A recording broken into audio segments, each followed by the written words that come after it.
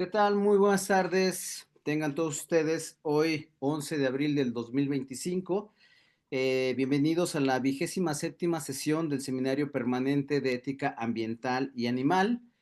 Nos place realmente tener hoy la presencia del profesor Víctor Espinosa Galán, a quien tengo el gusto ya de conocerlo aproximadamente 2 años o tal vez un poquito más, un poquito menos, ya que él ha sido responsable de organizar un congreso muy, muy importante, muy novedoso, que se llama Educación, Ciencia y Ética o algo así. Ya me puse nervioso. Ok, pero ahorita yo creo nos podrá platicar un poco más en su disertación sobre ello. ¿Sí? Entonces, bueno, pues tuve el gusto de conocerlo personalmente en Bogotá, en Colombia. Un excelente anfitrión. Creo que no me daría, este, me da mucho orgullo decir que pues, lo considero mi amigo, el doctor, el profesor Víctor Espinosa. Todas las atenciones que tuvo para conmigo en las dos ocasiones que he estado ya en Colombia, pues ha sido muy, muy grato, muy reconfortante estar por allá con él. Bueno, pues muchas gracias, profesor Víctor, por haber aceptado esta invitación a participar en esta 27ª sesión del Seminario Permanente de Ética Ambiental y Animal. Me permito leer su semblanza. El profesor Víctor Espinosa Galán es filósofo y pedagogo. Sus áreas de trabajo se orientan a la didáctica y enseñanza de la filosofía y a la ética. Su trabajo investigativo está dedicado a la integridad académica y a la comunicación de la ciencia. En los últimos años se dedicó a investigar sobre formación de maestros en Colombia, América Latina y el Caribe. Ha dirigido el Instituto Nacional de Investigación e Innovación Social.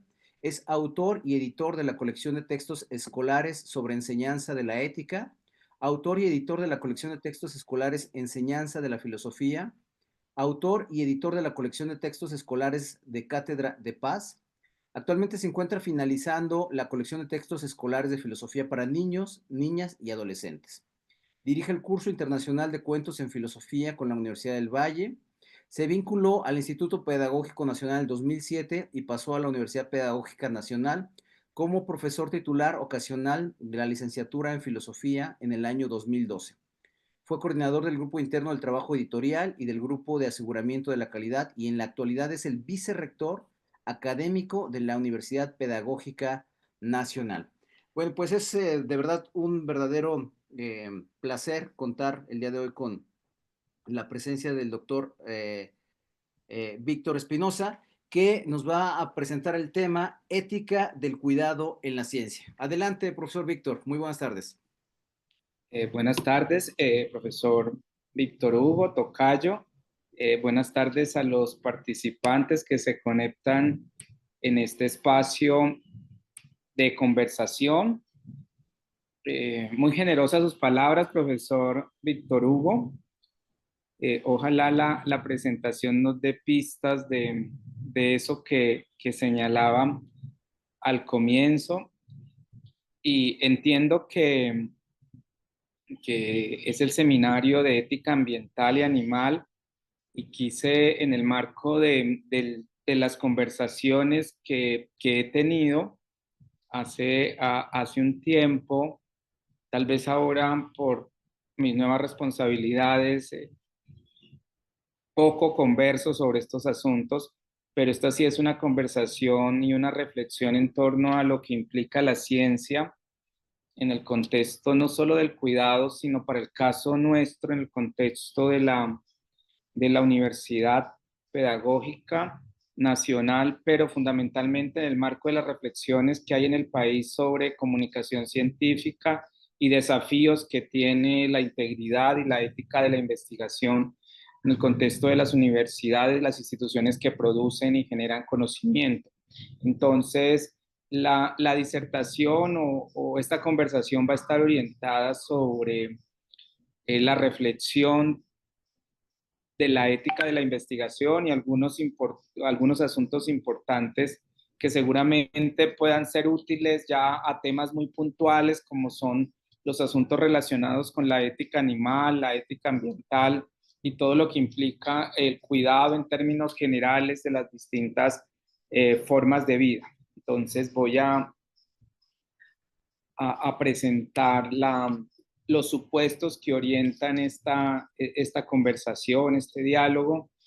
Entonces, por un lado, el supuesto es que el valor de la ciencia es la verdad. Ese es como el asunto más importante en términos axiológicos alrededor de la producción de conocimiento y es la verdad. Y la ciencia avanza, genera desarrollos, es a través de la investigación. Tal vez la investigación es el instrumento que tiene la ciencia para ampliar sus horizontes, para resignificar sus campos de comprensión de problemas y la investigación como una práctica humana, histórica, social, está basada en la confianza. Y el corazón de la ciencia misma es el cuidado. El cuidado es una categoría que en los últimos años en el mundo y especialmente en nuestros países se ha convertido en una categoría bastante importante, no solo para pensar las políticas públicas en términos de las condiciones que ciertos grupos poblacionales tienen al trabajo, sino que para nuestro caso el cuidado es el corazón mismo de la ciencia, en tanto la ciencia como actividad humana, histórica y cultural está orientada a garantizar el bienestar, a mejorar las formas de vida de los individuos en una sociedad que no es otra cosa que la maximización de los ideales de felicidad que puedan tener los ciudadanos en una democracia y más cuando la ciencia debe permitir, aunque haya evidencia histórica que pruebe lo contrario, debe permitirnos la ciencia borrar las barreras de desigualdad y garantizar el disfrute de las distintas formas de vida. Entonces, el cuidado como una categoría ética, como una categoría política, va a ser importante en esta conversación. Dicho de otra manera, muchas de las decisiones que se toman en una democracia, pero que afectan las formas de vida, que afectan nuestros planes de vida, están basadas en evidencia científica. Luego, que como lo que pasa por la ciencia y lo que se asevera en la ciencia y los hallazgos de la ciencia y las conjeturas de la ciencia atraviesan nuestros proyectos singulares de vida y por eso la importancia de poder hablar y conversar sobre una buena ciencia. Entonces, de ahí, ustedes me confirman si las presentaciones van pasando. Listo, entonces, bueno, cuando hablamos, vamos a hablar de las ciencias en plural y entendemos, como he señalado, que es una actividad humana, histórica, que está basada en conocimientos metódicos, organizados, en el que la ciencia estudia no solo los fenómenos del mundo natural, sino los fenómenos del mundo social, los fenómenos artificiales y una cantidad de asuntos que tienen que ver con la vida del hombre en sociedad con el propósito de o comprender o predecir o interpretar o analizar, es decir, poder hacer conjeturas sobre el mundo. Una idea de ciencia histórico-cultural nos permite entender que cada época, cada circunstancia, cada sociedad, pues tiene unos problemas y unos asuntos que la ciencia que produzca esta sociedad les debe permitir, entre otras cosas, aliviar, si es el caso, el padecimiento o enriquecer las formas de vida en el que los sujetos entendemos y comprendemos el mundo. De ahí que cuando hablamos de la investigación, al menos en el contexto universitario nuestro, entendemos que la investigación lo que busca es mejorar la calidad de vida y no de una vida en particular, sino de toda vida en general. Es decir, no hay una idea de la vida que pueda con la que la investigación se sienta más comprometida que con otras, sino lo que hay a la base del proceso investigativo es de maximizar el bienestar y las condiciones de vida buena de todas las formas de vida. De ahí que el método científico es la herramienta, es el instrumento que tiene la ciencia para poder ayudarnos a encontrar esos resultados que esperaríamos mejoraran la calidad de vida. Cuando hablamos de la producción de conocimiento científico en la universidad, tenemos al menos dos posibilidades. Una, la universidad y las instituciones o institutos que producen ciencia le apuestan a que haya nuevo conocimiento en determinadas áreas o en determinados campos de conocimiento. Entonces, en la universidad parece que hay una idea en algunos de los programas de formación que la universidad produce conocimiento, un tipo de conocimiento y de nuevo conocimiento, pero también dentro de la universidad hay algo que se denomina investigación formativa.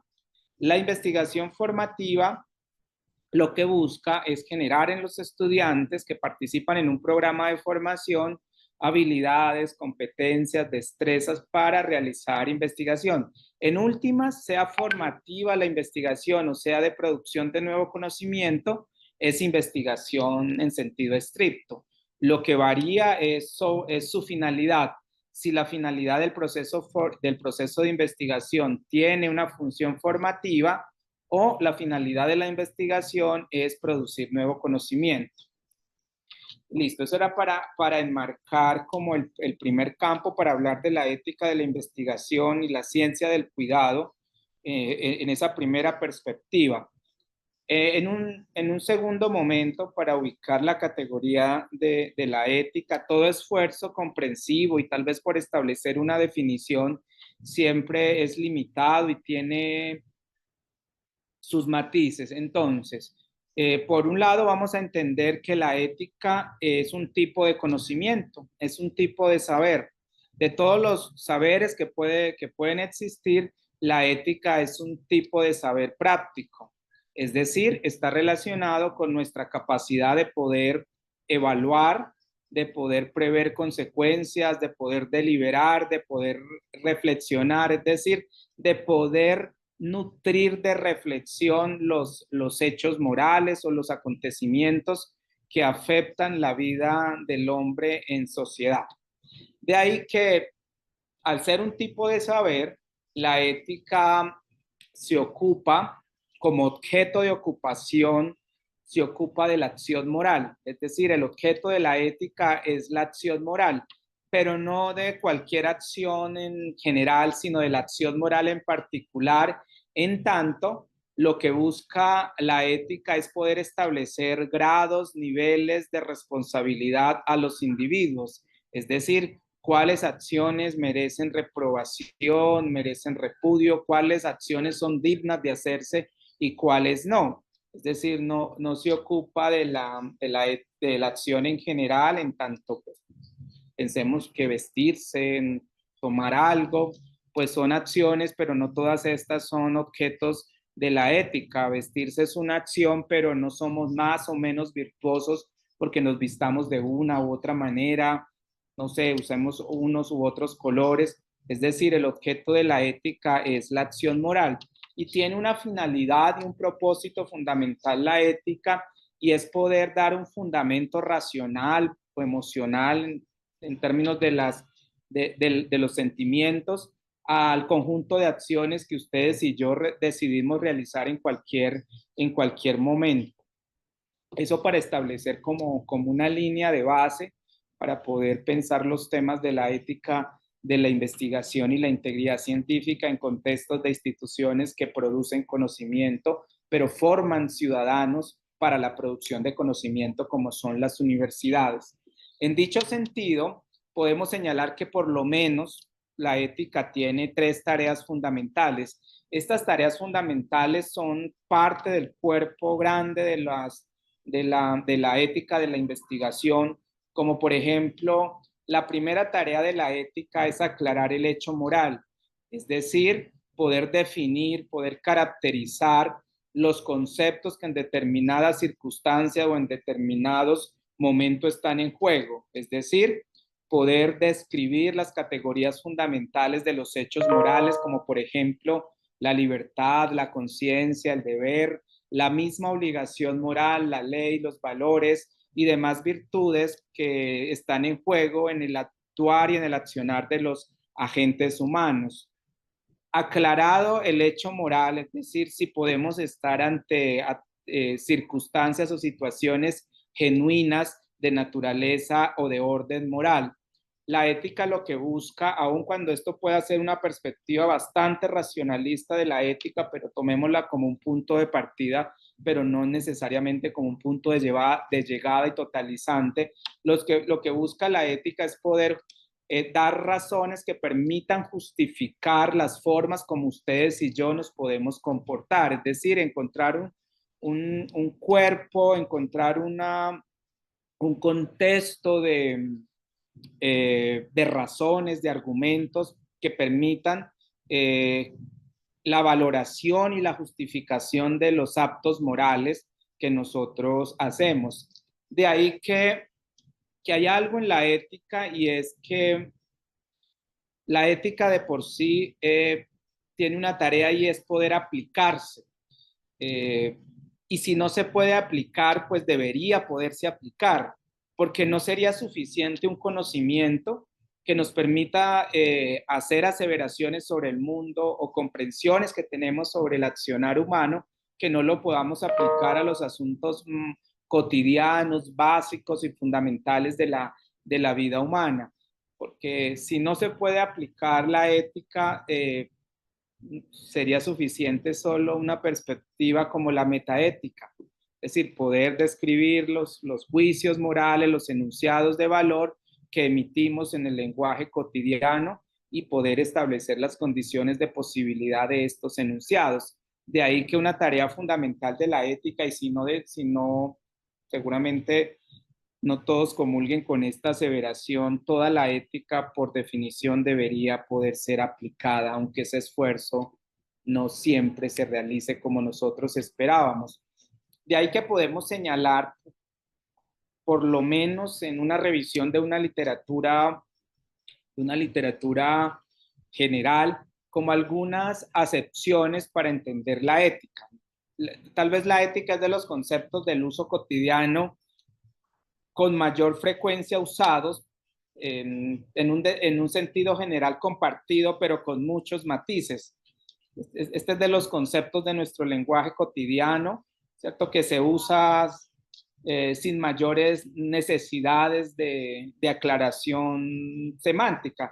No porque necesitemos necesariamente tener una definición muy precisa de lo que puede ser la ética. Porque es tan importante actualizar en nuestros debates públicos los asuntos relacionados con la ética, es que si uno le pregunta a un ciudadano o a un compañero o a una persona del común, no quiero decir que nosotros no seamos del común, estamos pensando a ciudadanos que están ahí con nosotros, que no se relacionan necesariamente con asuntos de esta naturaleza. Qué es lo que necesitaríamos como sociedad para ser mejores? ¿Qué es lo que necesitaríamos para tener mayor democracia, mayor participación, más justicia, más solidaridad?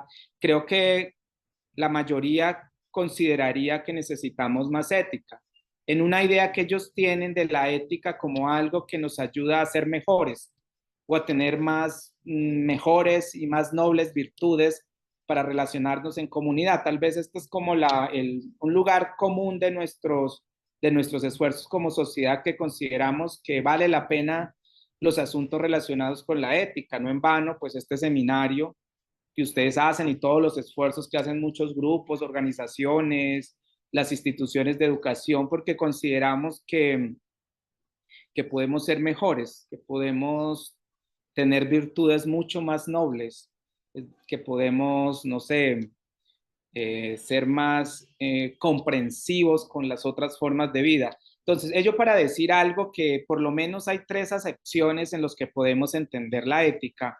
Una, que señala que la ética estudia la moral. Dicho de ese modo, esa perspectiva nos permite entender que la ética se pregunta por la forma como los individuos viven en los distintos sistemas culturales. Y de ahí que lo que buscaría la ética es poder explicar y formular ciertas formas de comportamiento de algunos grupos en algunas circunstancias, en algunas épocas, en algunos lugares.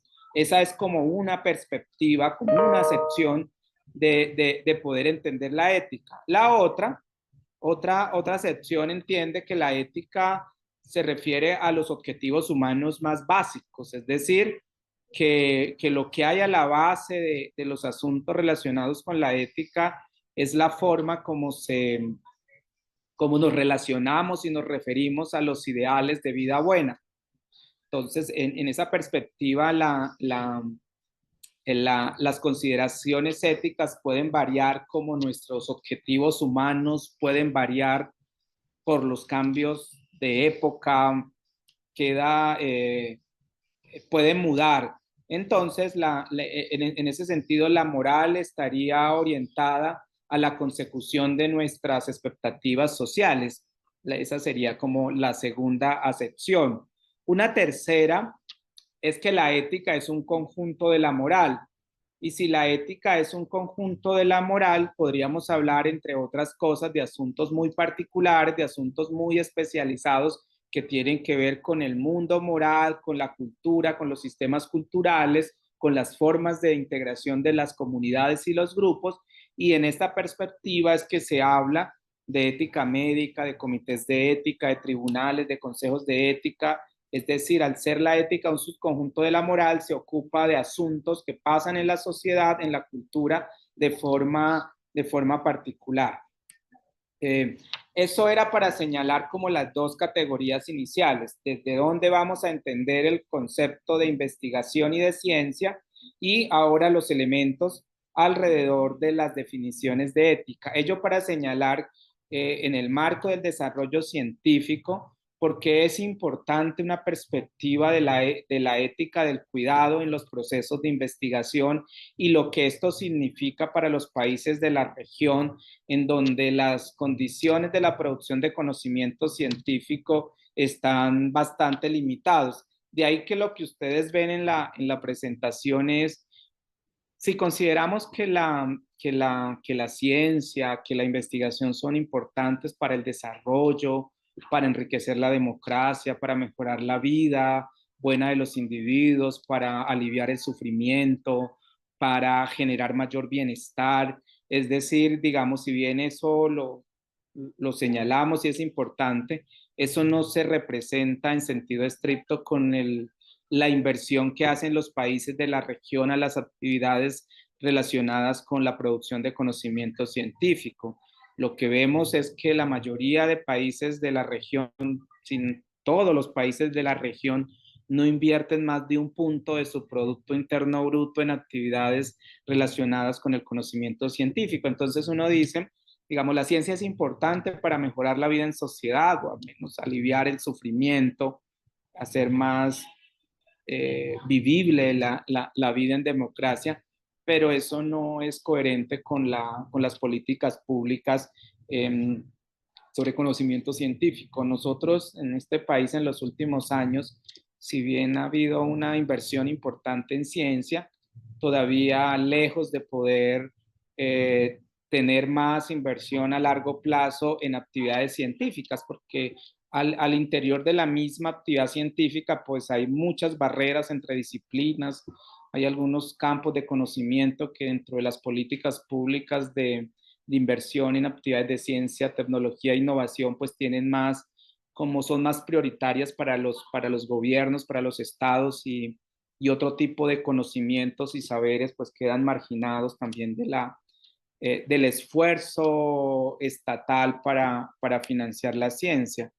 Acá lo que les muestro a propósito de contarles algo de cómo avanza nuestro sistema de desarrollo científico en el país, Vemos cómo en los últimos años en Colombia pues ha habido un esfuerzo por invertir más en ciencia, pero también tenemos unos picos de inversión bastante eh, preocupantes, y tal vez como a futuro yo creo que la inversión en ciencia pues cada vez más va a ser más, menos, van a haber menos recursos para las actividades científicas porque hay menos recursos para las universidades, en términos de la financiación pública de la actividad científica.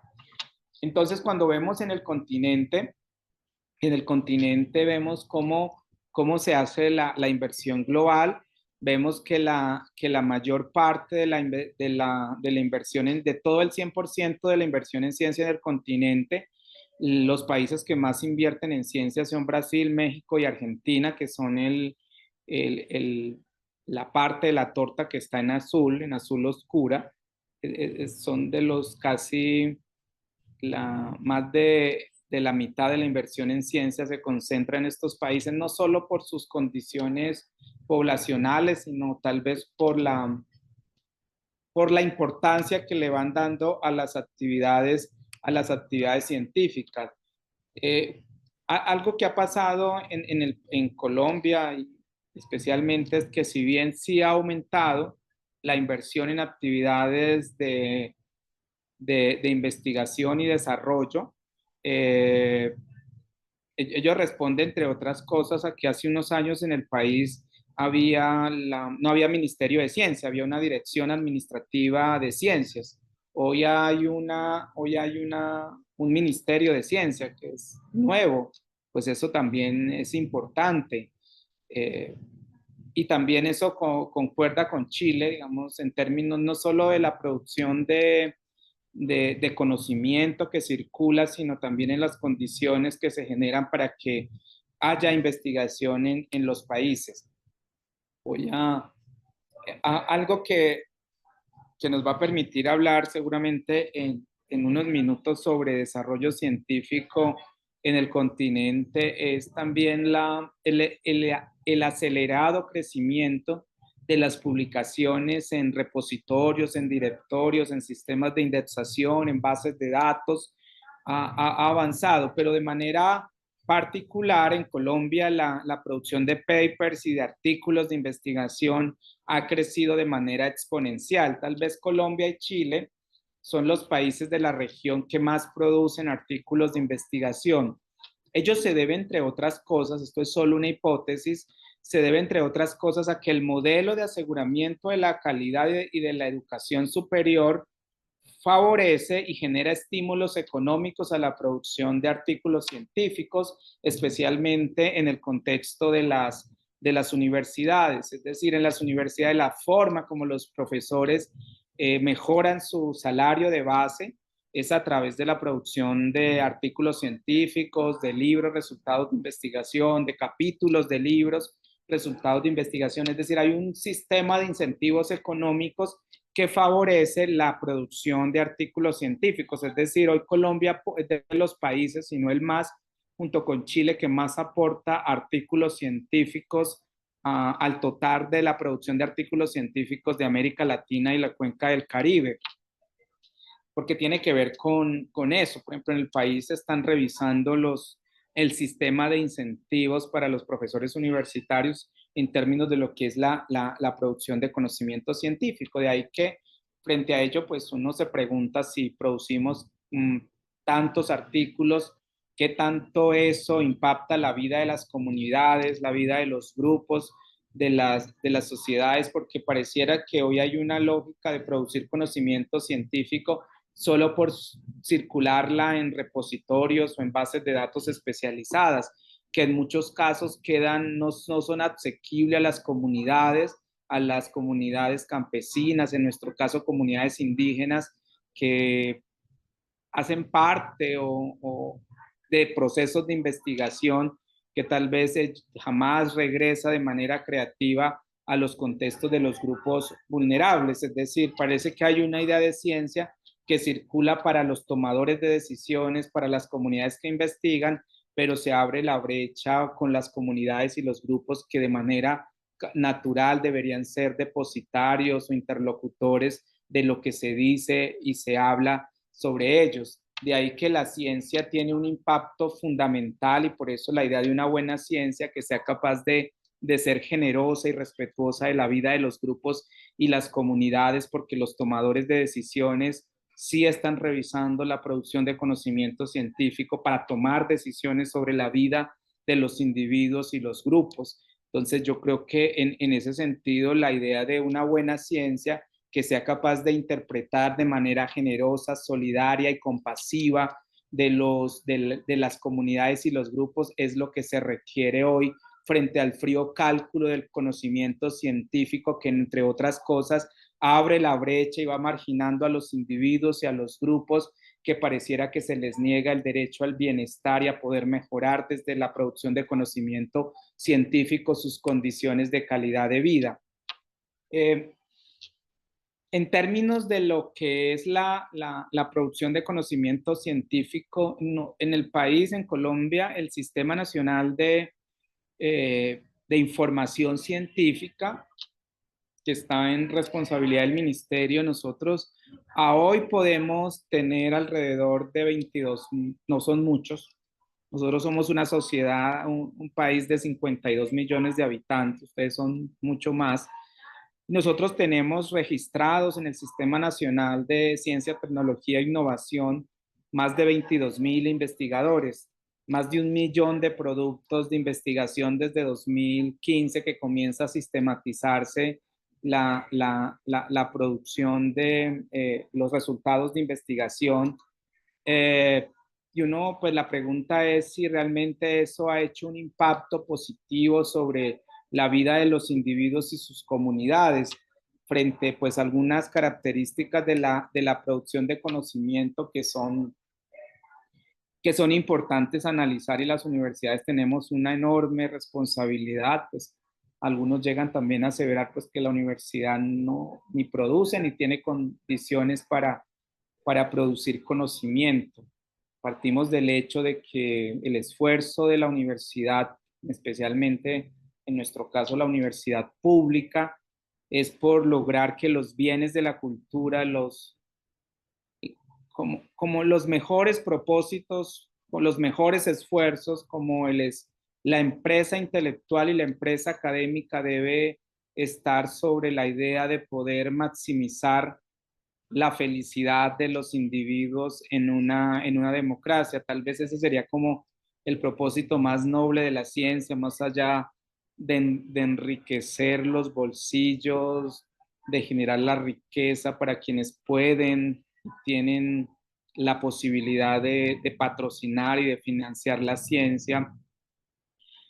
En esa perspectiva, cuando hablamos de la ética de la investigación, lo que tenemos a la base es la idea que la, que la ciencia, que la investigación como actividades humanas deben ser también vistas con cautela.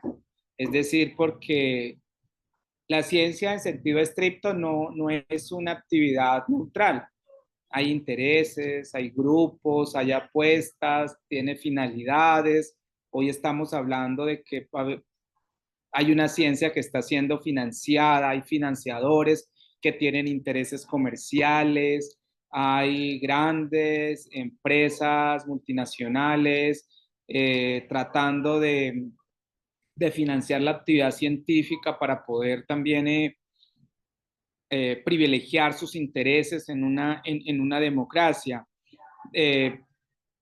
Porque en últimas lo que hay a la base también de una perspectiva ética de la investigación es poder establecer los límites, poder examinar la forma como se produce, cómo se construye, cómo se circula conocimiento científico.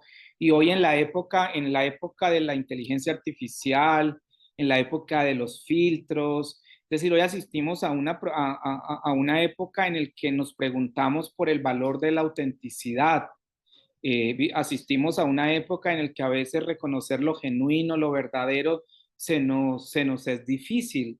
De ahí que necesitamos instrumentos sociales que nos permitan poder identificar la verdad en un mundo en el que esta se nos hace esquiva o a veces imperceptible ante nuestros ojos. Entonces, la ética de la investigación es un compromiso por poder clarificar esa dimensión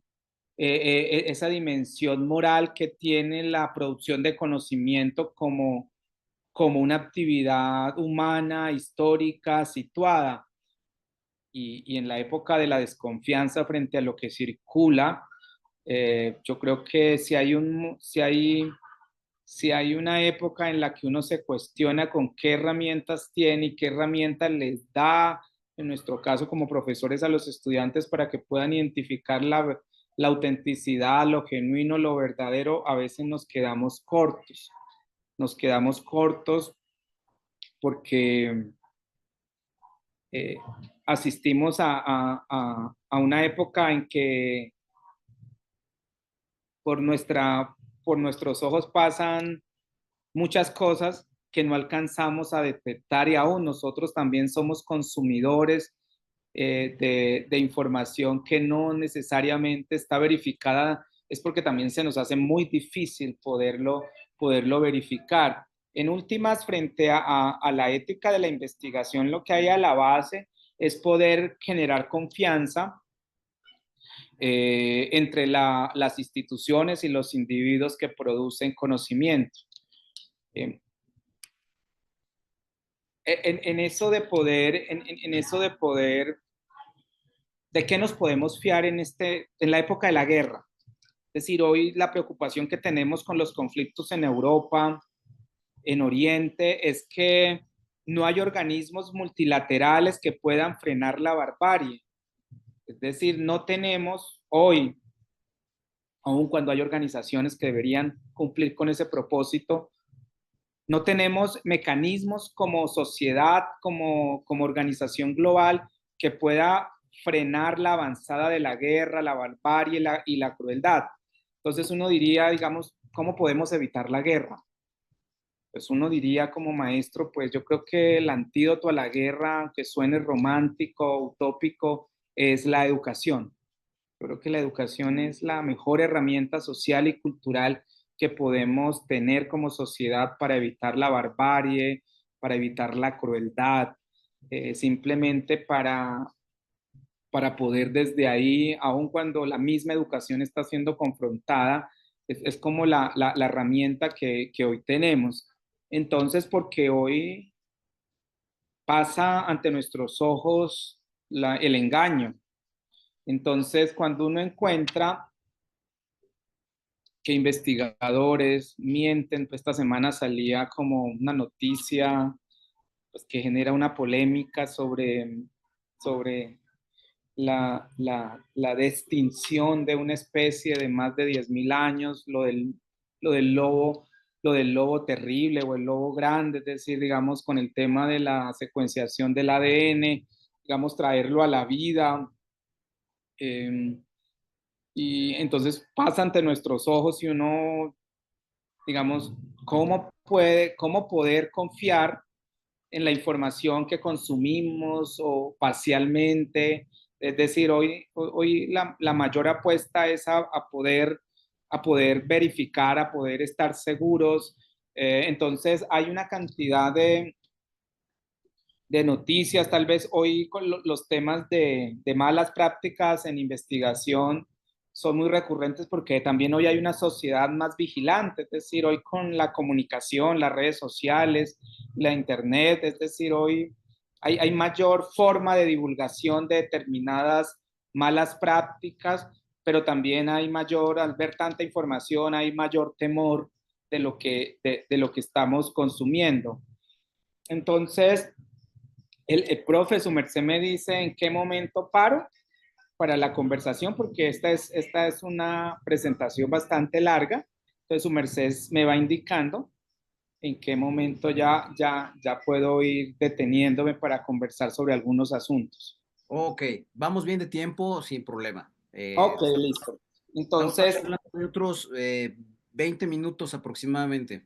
ok, listo, listo. Entonces, en ese sentido, ¿Por qué es tan importante?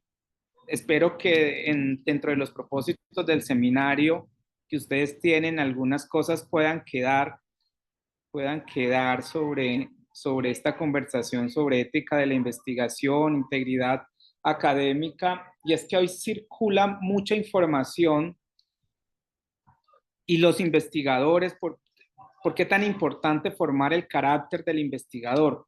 ¿Y por qué es tan importante que en la universidad hayan espacios de formación ética y de formación en ética de la investigación y formación en ética en general? Porque pues ellos serán los tomadores de decisiones, serán los investigadores, las personas que enriquecerán desde su profesión la vida en democracia. Eh, Existe un profundo cuestionamiento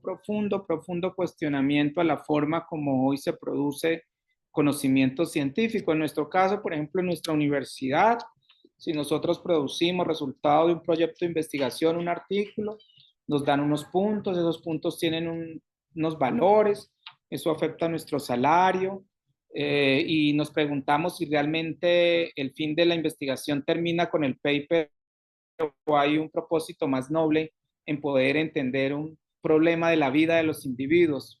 Entonces voy a presentar algunos casos poco caricaturescos para, para señalar que hoy asistimos a una profunda, con fundada razón, desconfianza hacia los investigadores y hacia las instituciones que producen ciencia. Entonces, ¿cuánto nos podemos demorar nosotros en escribir un artículo científico derivado de un proceso de investigación? Eh, ¿Cuántos artículos podemos escribir en un año?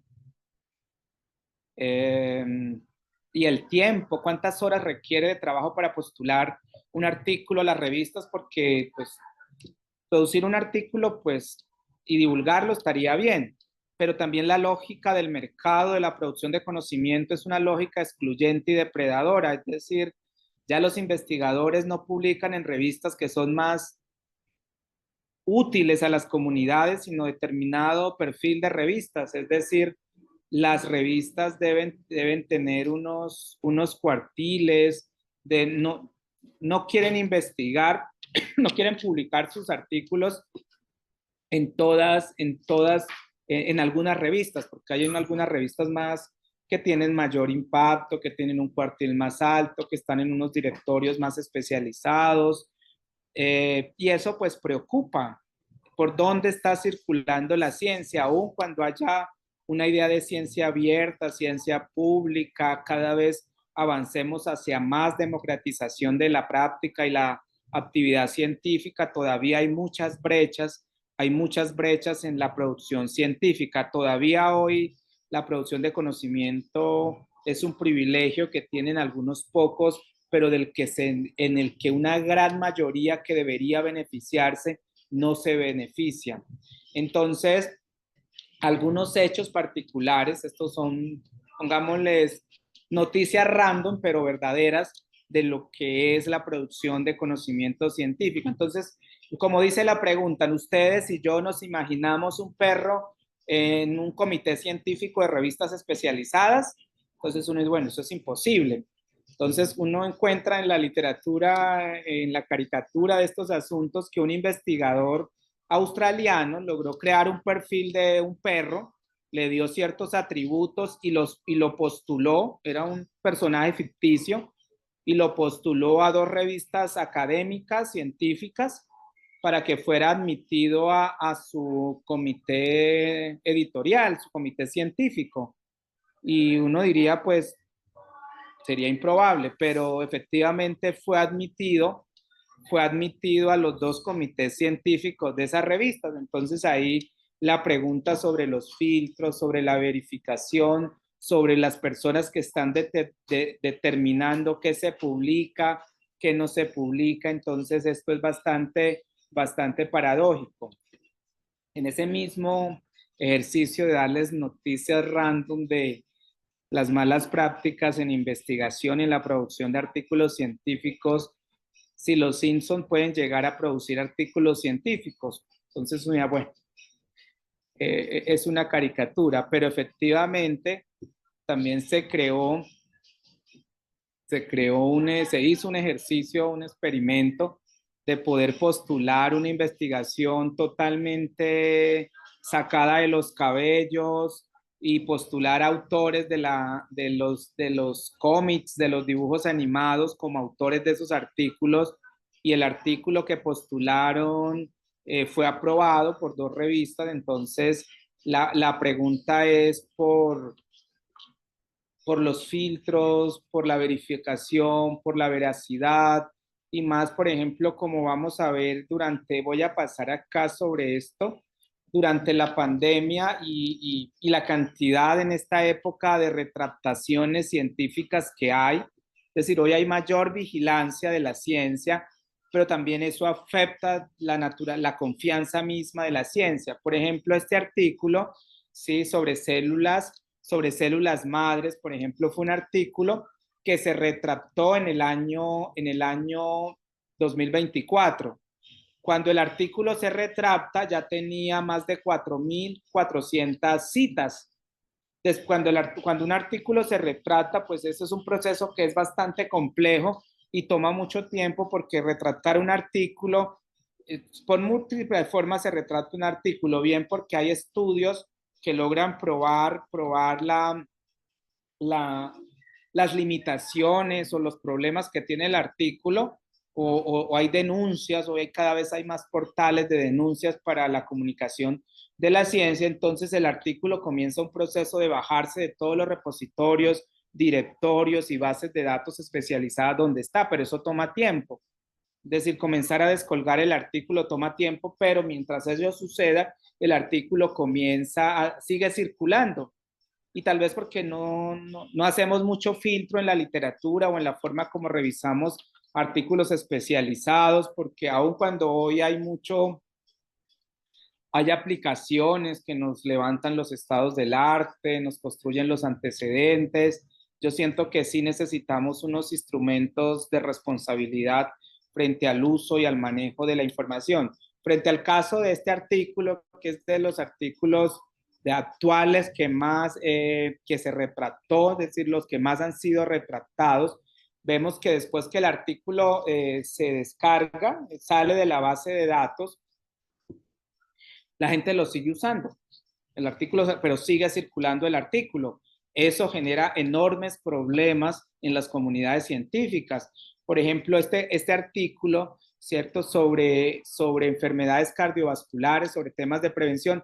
La mayoría de artículos que son retratados son en investigación biomédica y están localizados por regiones. Es decir, China es de los países, bueno, que más produce literatura, pero es de los países donde mayor hay retractación científica.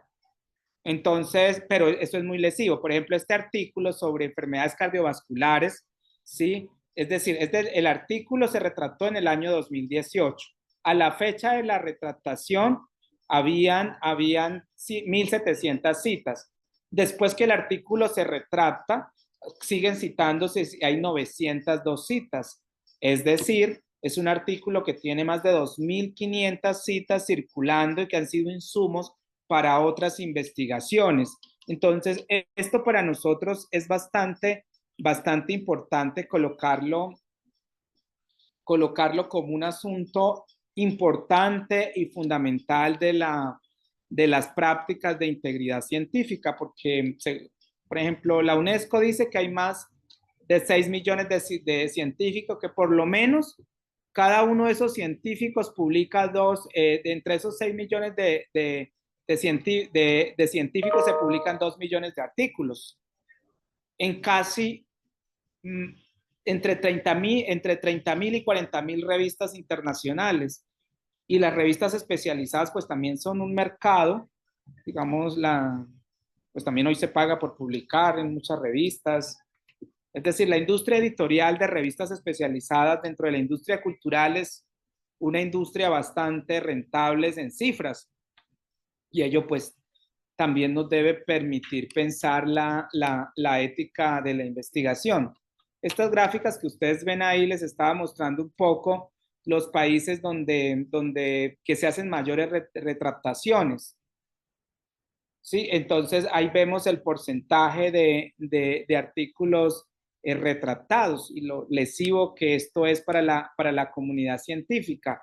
Y hoy en la época de la inteligencia artificial, yo siento que hoy tenemos una discusión tal vez más sensata, más pausada de lo que implica la inteligencia artificial, el desarrollo tecnológico, pero todavía pues nos faltan muchos más debates y más análisis de lo que está implicando para la vida en sociedad, para nuestras instituciones de educación superior. Hoy hay artículos, hay una plataforma y ya algunas revistas tienen algunas aplicaciones para identificar artículos que han sido construidos en autoría exclusivamente o en coautoría con algunas inteligencias artificiales. Aun cuando el Sevier, digamos, ha aceptado, pues esto luego lo descuelga, luego lo sube porque todavía no hay un acuerdo sobre estos asuntos de autoría, digamos, seguramente pueden ser en un nivel u otro autores, ¿sí? Pueden ser autores en términos que pueden producir cierta información coherente, lógica. Esto nos preocupa en términos de lo que es la ética de la investigación en la época de la imagen del mundo que pasa ante nuestros ojos de manera desbordante en términos de información. Buena. Finalmente, yo voy a pasar por acá rápido, porque voy a pasar rápido para señalar algunos asuntos. Esta es una presentación muy larga, pero voy a centrarme en esta presentación, en estos minutos que me quedan para señalar algo que es muy importante, al menos en el contexto de las universidades y la formación de estudiantes de formación universitaria, de pregrado, de posgrado, es poder crear una cultura de la investigación, poder formar el carácter ético de los investigadores que se traduzca luego en sus campos de actuación en mejores prácticas, que se traduzca en mejores condiciones, en mejor calidad de vida, en mayor responsabilidad social. Entonces, sí es importante cuando formamos a nuestros estudiantes, a nuestros investigadores, poder darles herramientas humanas, herramientas sociales, herramientas éticas para poder hacer una labor de investigación que se ajuste al ideal de sociedad, a su proyecto de vida. Ello implica que podamos tener unos sistemas de integridad académica, de integridad científica bastante robustos, y que entendamos el valor social y el valor ético que tiene la producción de conocimiento, y que entendamos que lo que busca la ciencia es que ustedes y yo podamos realizar nuestro proyecto de felicidad. Entonces, con esto finalizo esta breve presentación a lo que podría ser la ética de la investigación en el contexto universitario.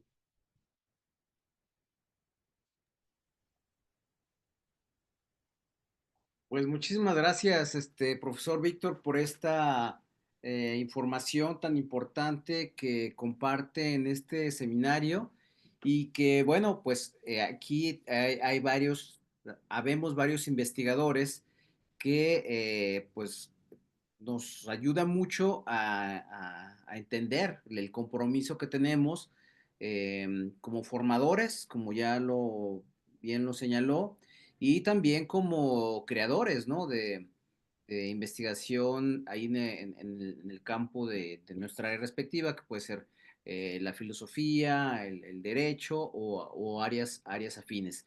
Este, tenemos algunos comentarios en el chat. Voy al chat para empezar con la plática, que haya una participación entonces del auditorio.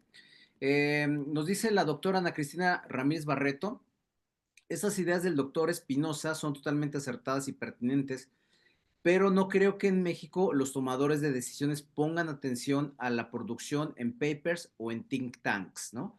comentar que la doctora Ana Cristina Ramírez Barreto ha trabajado mucho también en esta difusión, en este intento de que la investigación y la formación académica pues cumpla con varios de los criterios que usted nos ha señalado, profesor Víctor. No sé si Cristi tengas oportunidad de ampliar tu comentario. Hola, buenas tardes. Pues ha sido una exposición excelente con información muy bien procesada, muy bien obtenida, muy clara. Y le agradezco mucho al doctor Víctor Espinosa esta exposición y sí puso el dedo en la llaga cuando mencionó que esta producción de papers que no alcanzan a tener la pertinencia que deberían por ser trabajos útiles, necesarios, revisados, originales, que se requiere este conocimiento, pues está cultivada desde el sistema que pone parte de los ingresos de los académicos y de los científicos en esta producción. Ingresos o permanencia y ascenso en las promociones laborales. Me parece también totalmente pertinente esta preocupación por las formas de garantizar la autoría humana de lo que estamos revisando como docentes y como colegas en diversos comités.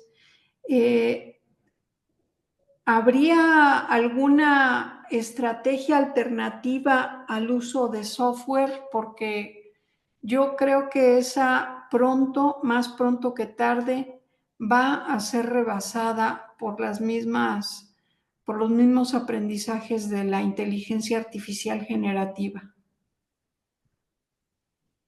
¿Qué opinión le merece este escenario?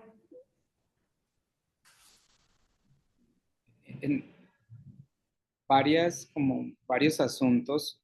Uno, en nuestro caso, esta semana en el país se estaba haciendo un proyecto de ley para la jornada escolar de los niños, digamos, en el Congreso cuando se debaten o el gobierno cuando genera políticas públicas, construyen lo que para nuestro contexto es un documento COMPES, es decir, es un documento en el que se busca la evidencia científica para poder, o la evidencia en términos académicos, para poder soportar investigaciones.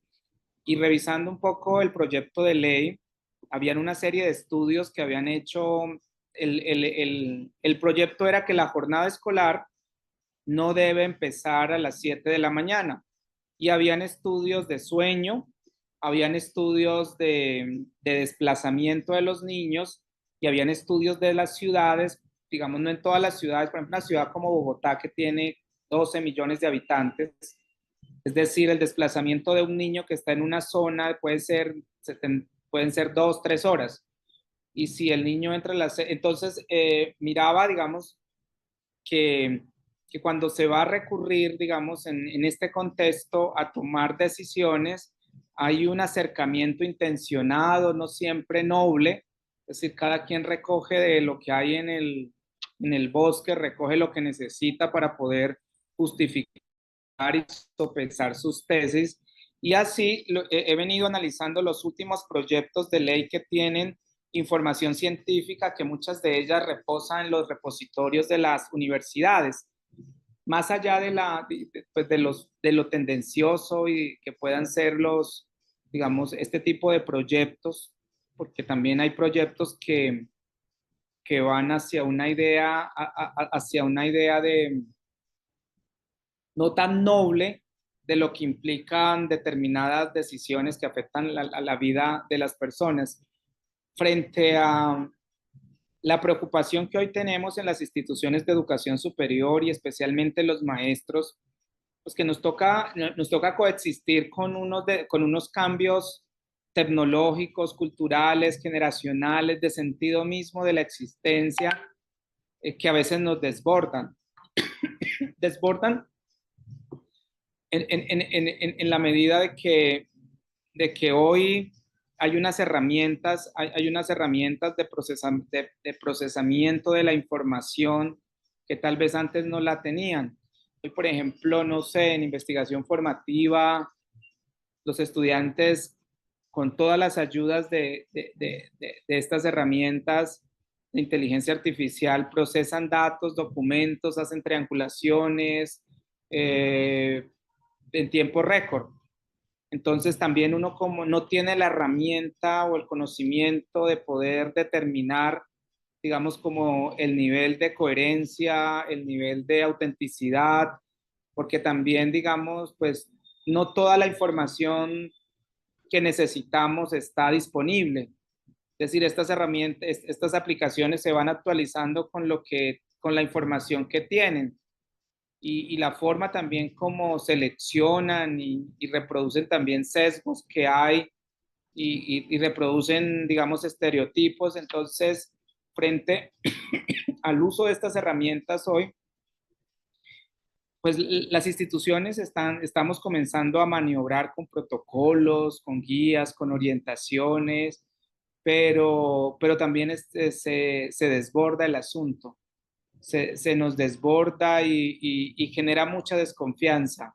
Es decir, hoy en la entrada a los, a los ámbitos de la docencia y del acompañamiento a estudiantes, a veces se hace desde la desconfianza. Es decir, porque a veces no somos suspicaces para pensar si realmente lo están elaborando o qué nivel de participación hay de nuestros estudiantes en frente a estos desarrollos y lo útil que son también, tampoco pues son muy útiles para muchas de nuestras labores, nos hacen también mucho más fácil algunos asuntos, pero sí nos desbordan, es decir, frente al manejo de la información y que pues nosotros ya estamos pues al menos los que somos ya entraditos en años, esto se nos dificulta mucho, se nos dificulta y medianamente podemos maniobrar con lo que podemos y tratar de formar el carácter de responsabilidad de los sujetos de formación. Eso como por señalar algún comentario para la profesora Ana Cristina, no como por dar la respuesta, sino por tal vez ampliar la conversación. Muchísimas gracias. Bueno, tenemos también en el chat algunas preguntas y comentarios de Sairi y Aarón, que bueno, las voy a hacer, pero igual la invitaría a que si tiene posibilidad de abrir su micrófono, pues que podamos enriquecer este diálogo. Comento lo que ha puesto en el chat. Los usos y costumbres en los tomadores de decisiones México sí es muy diferente. Supongo que es respecto a lo que estaba presentando maestro Víctor. Y otro comentario que hizo es, pienso que la ideología afecta la forma en que observamos la realidad social. No llegaremos a conceptos concretos a pesar de vivir en un mismo país. Y tiene finalmente una pregunta, hay una pregunta de ella. ¿La producción de las investigaciones en cuanto a la ciencia también corresponderá a la agenda global? Entonces, bueno, esos son los comentarios y las preguntas, pero está la invitación para que Zairi, si tiene la oportunidad y quiere hacerlo, de ampliar estos comentarios, esta pregunta.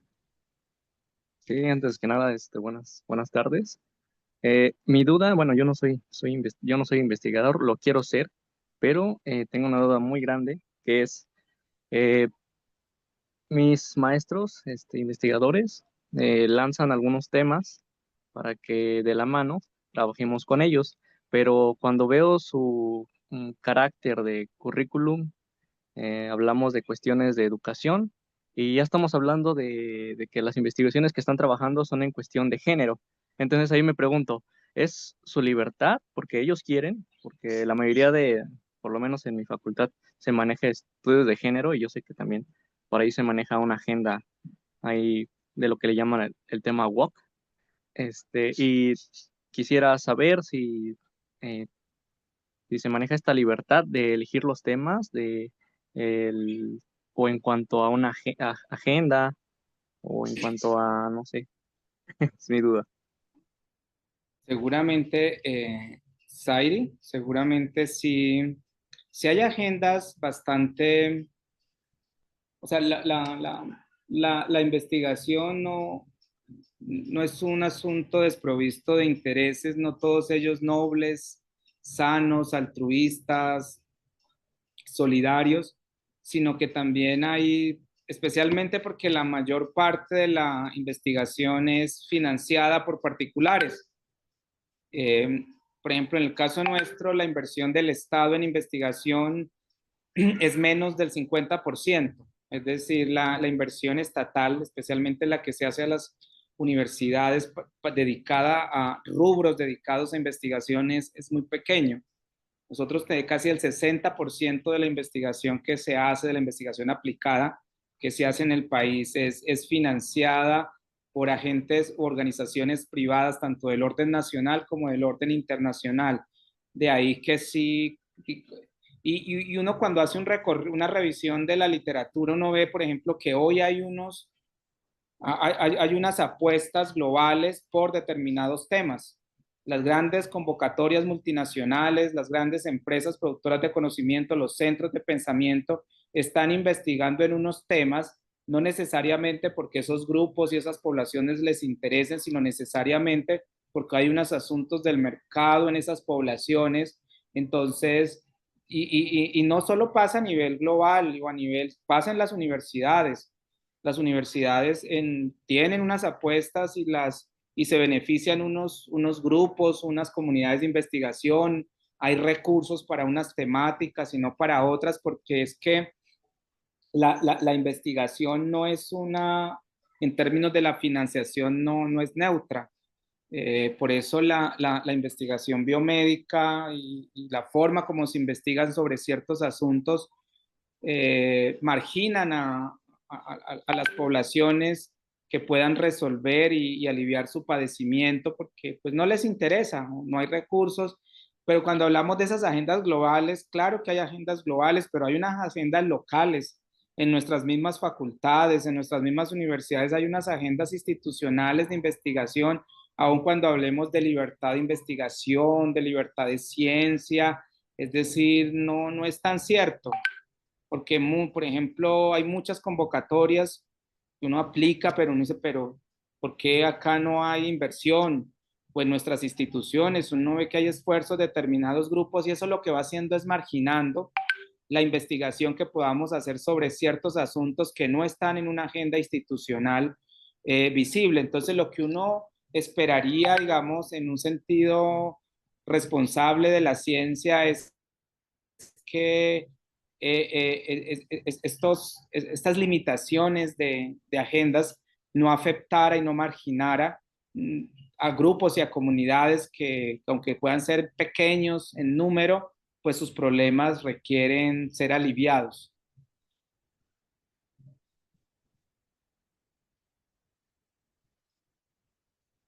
Ok, bueno, pues serían como las participaciones que tenemos ya previamente en el chat, pero si alguien tuviera alguna otra inquietud, algún otro comentario,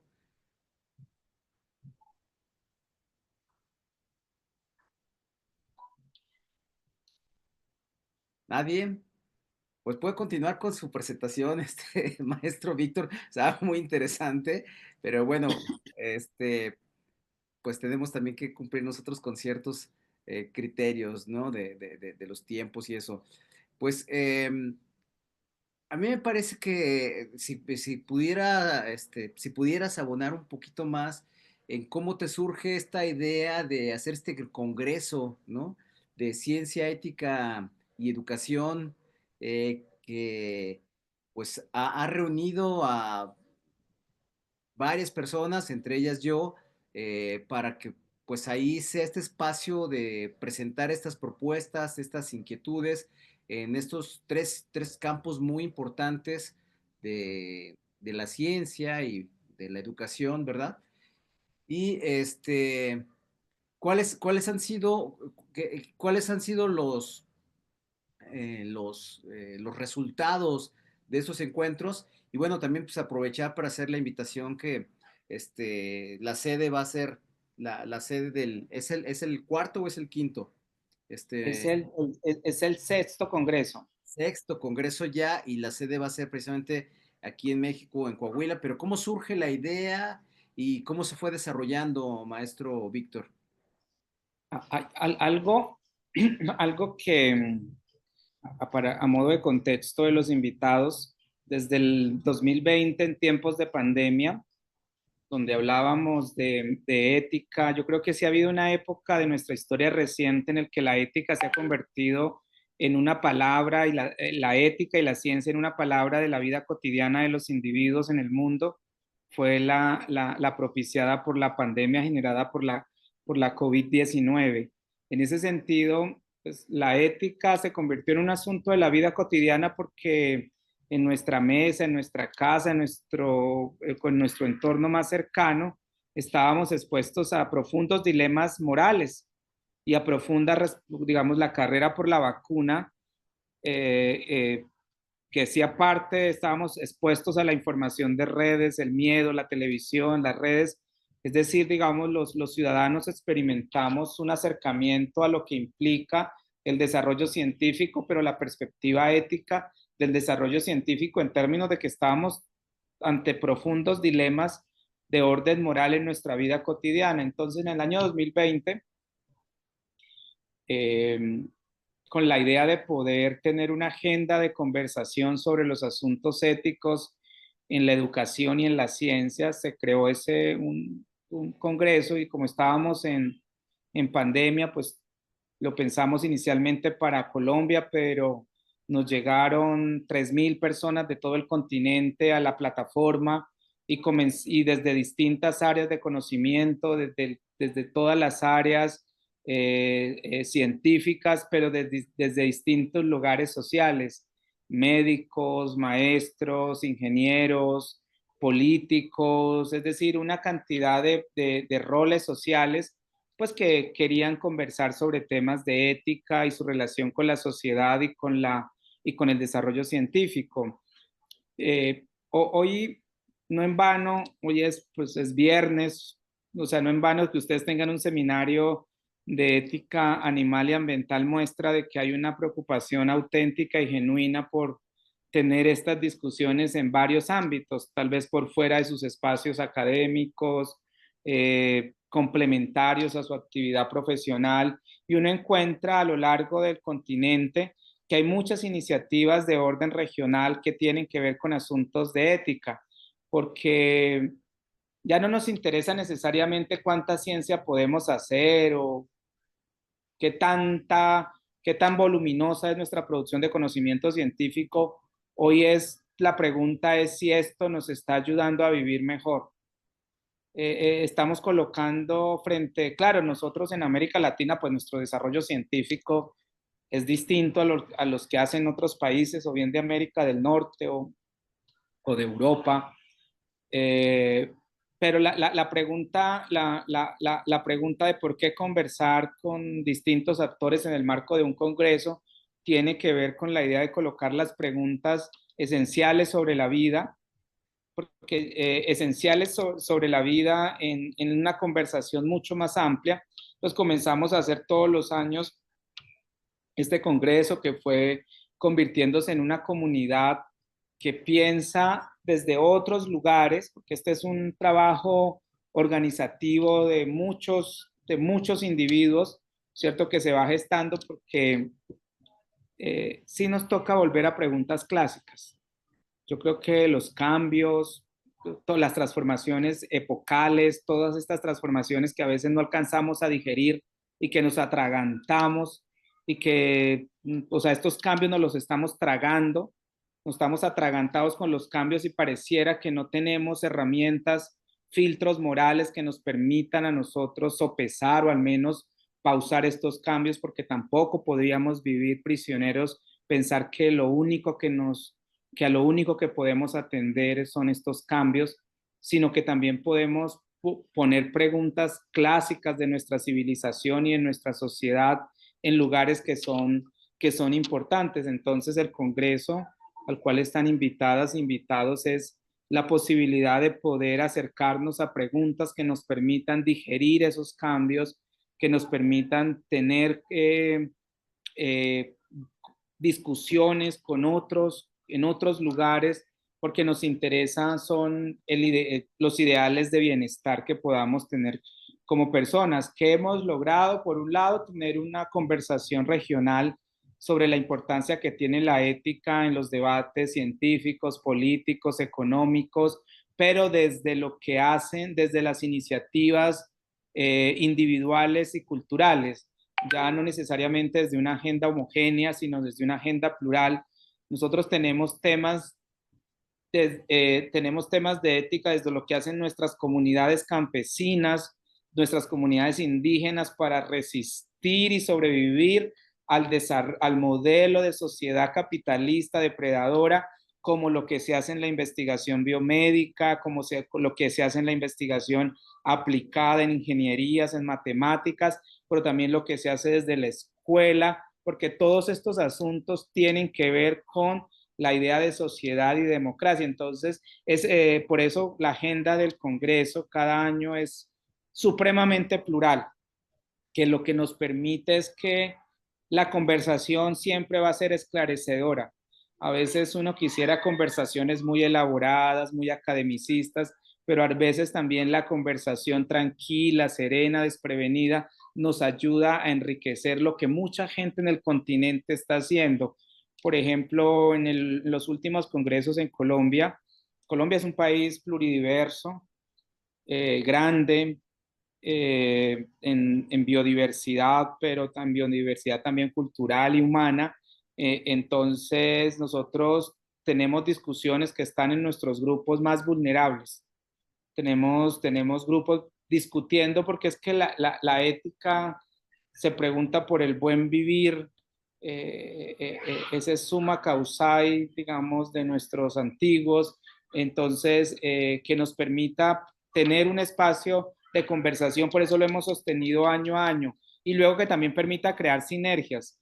Yo pienso que hoy la idea de cooperar es fundamental, es decir, pues la pandemia adelantó el desarrollo telecomunicativo, nos adelantó en muchos asuntos tecnológicos, pero hoy lo que queremos es cooperar, es decir, que estemos aquí conversando, es una idea de que podemos conversar, que podemos, no sé, pensarnos el ideal de vida, que podemos aunar esfuerzos por enriquecer nuestros trabajos, porque yo siento que en este seminario lo que hay es un esfuerzo por pensar aquellos asuntos que no necesariamente se agotan en la conversación, sino que tienen que pasar por políticas públicas, digamos, porque el reconocimiento de estos asuntos en el campo de la ética no solo es un reconocimiento ontológico, reconocemos que la crueldad debe evitarse, la crueldad, que hay otros seres de consideración moral, pero eso no es solo un reconocimiento ontológico y lingüístico